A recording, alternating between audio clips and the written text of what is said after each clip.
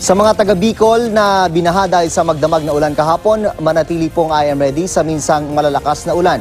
Ayon sa Pag-asa, dahil yan sa umiiral na tail end ng cold front na nakakaapekto rin sa Quezon Province, Eastern Visayas, Surigao del Norte at Dinagat Islands.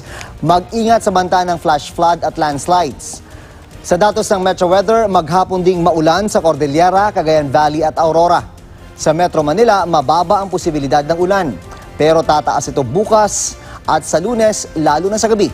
Inaasahan din ang ulan sa Western at Central Visayas mamayang hapon at gabi. Buong araw posible ang ulan sa Davao Region, Northern Mindanao at Zamboanga. Sa hapon, uulanin na rin ang ilang o iba pang bahagi ng Mindanao. Dahil naman sa hanging amihan na aabot sa 5 metro ang taas ng alon sa seaboards ng Luzon at Visayas. Delikadong pumalaot dyan ang maliliit na sasakyang pandagat. Yan ang latest mula sa GMA Weather. Magplano para sigurado.